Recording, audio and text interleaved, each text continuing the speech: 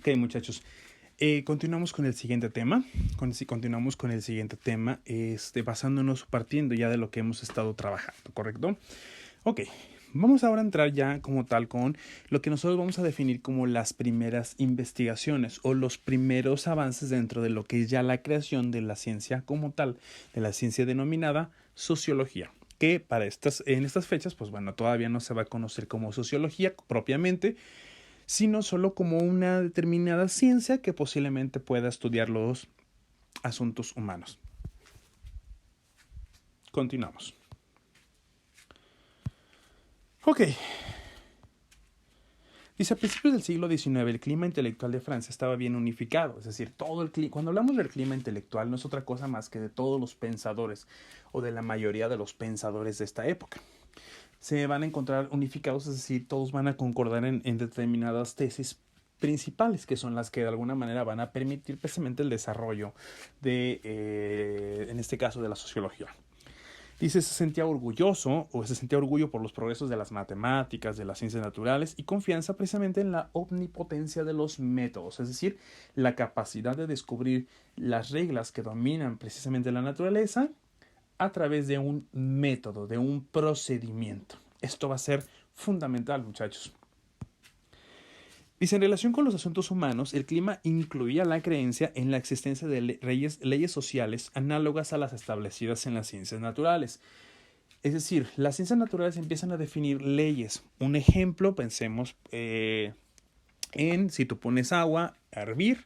Es un ejemplo, ¿va? Lo estoy tomando a lo mejor fuera de contexto, pero fuera del contexto pues de esta época. Pero bueno, vamos, es un ejemplo. Si tú pones a hervir agua, si tú pones agua en el fuego a una determinada temperatura con un determinado tiempo, esa terminará hirviendo. Y si la dejas por mucho tiempo, pues terminará convirtiéndose en un estado de gaseoso. ¿Sí? Son de alguna manera leyes o de alguna manera reglas que nos explican precisamente la realidad. Lo que se va a considerar precisamente, o el clima intelectual, es que va a pensar precisamente que hay un determinado conjunto de leyes que también dominan la vida social, la vida humana, es decir, la vida de las sociedades. Cualquiera que se haya metido más a fondo dentro de la historia, muchachos, por ahí les recomiendo, si no lo hemos hecho todavía, bueno, les recomiendo precisamente ese pequeño hábito de estudiar historia, de estudiar filosofía, todo lo que se pueda precisamente. Y nos va a permitir inclusive descubrir patrones, es decir, situaciones muy semejantes en distintas épocas. Esto de alguna manera les va a permitir precisamente, al igual que a los intelectuales de esta época, descubrir que hasta cierto punto sí hay un cierto conjunto de leyes muy permanentes dentro de la sociedad, ¿correcto? Seguimos. Dice, entre esas leyes se daba lugar importante a la ley del progreso o del inevitable desarrollo de las sociedades humanas hacia etapas más elevadas y mejores. Es decir, parece ser que una característica particular de todas las distintas sociedades es que tienden a mejorar o a progresar. Eso es como si fuera un cambio dentro de la sociedad. Seguimos. Dice, este cuerpo de ideas se remonta a Blaise Pascal, quien decía que la continuidad de las generaciones humanas se semejaba a un individuo que viviese eternamente y que acumulase conocimiento sin cesar. Es decir, lo que va a llegar a decir Blaise Pascal y los intelectuales de esta época, basándose en esa teoría, es que la sociedad humana es como si fuera un gran cuerpo humano, un humano gigantesco que vive eternamente. Obviamente, es como si fuera cambiando de células. Y es decir, esas células pues fuéramos nosotros, algunos vamos muriendo, otros vamos naciendo, pero al final de cuentas ese ser humano continúa y ese ser humano aprende y va cambiando. Entonces eso es básicamente la idea de esta época, ¿correcto? Seguimos. Otro de los pensadores importantes de esta época va a ser Charles Montesquieu, quien presentó precisamente en la primera frase de su famoso Espíritu de las Leyes, un texto, una definición de ley natural que tuvo general aceptación. Es decir, habla de una ley natural que domina prácticamente a esa sociedad, a ese cuerpo humano.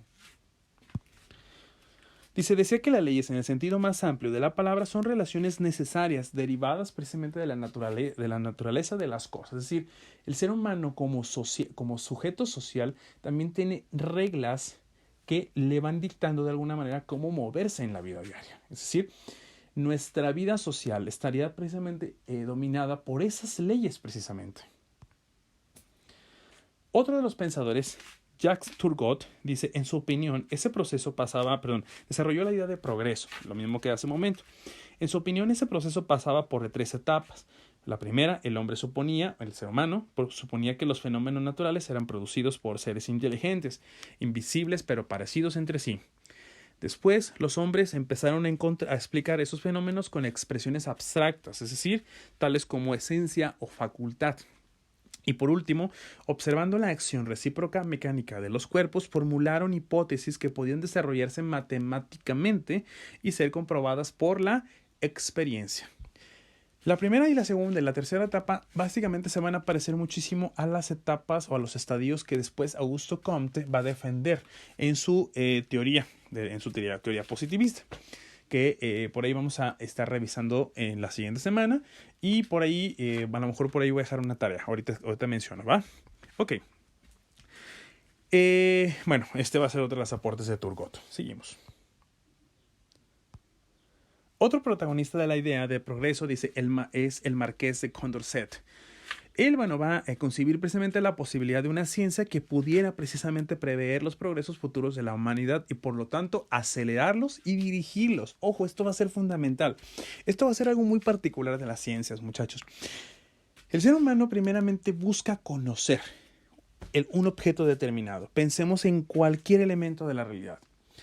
Una vez que lo conoces, que conoces las leyes del funcionamiento de ese objeto determinado, ¿qué pasa? Lo puedes manipular. Es más o menos lo que ha estado pasando en los últimos años, o casi podríamos decir que en los últimos siglos, con lo que es el desarrollo precisamente del genoma humano, ¿no? Es decir, no es otra cosa más que el mapa del ADN humano.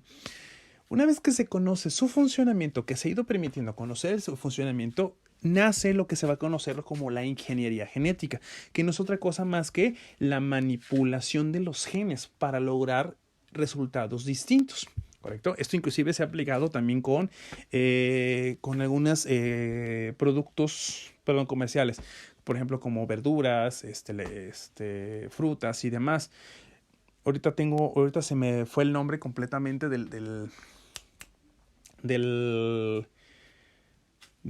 se me fue el nombre precisamente de cómo es como el que se le da precisamente a este tipo de plantas.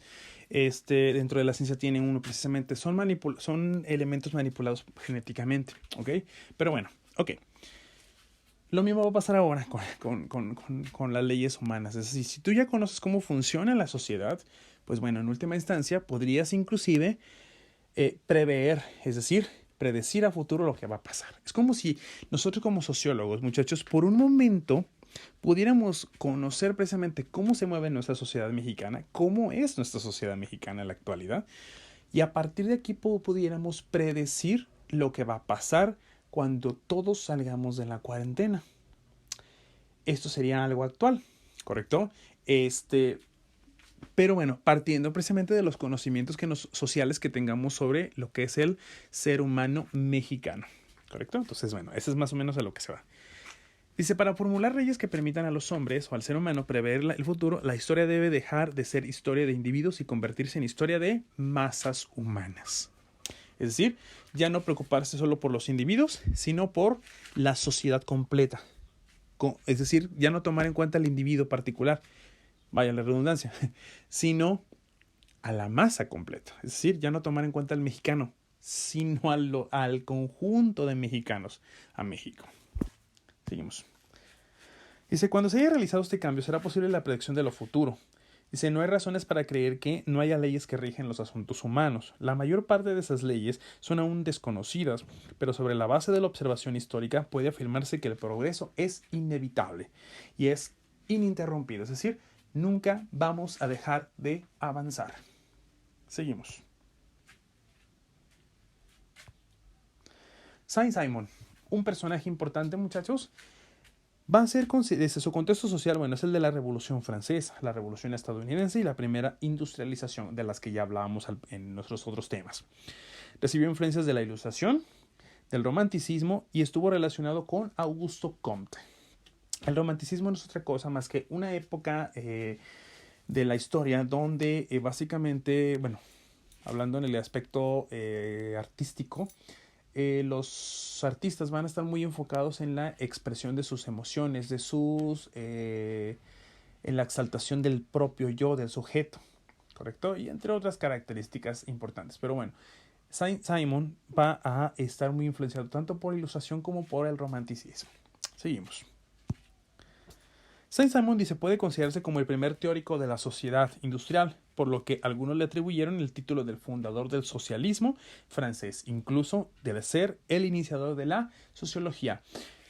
Él va a ser considerado precisamente el padre de la sociología, aunque él propiamente no le va a poner el nombre, sino va a ser otro personaje que va a ser precisamente su discípulo.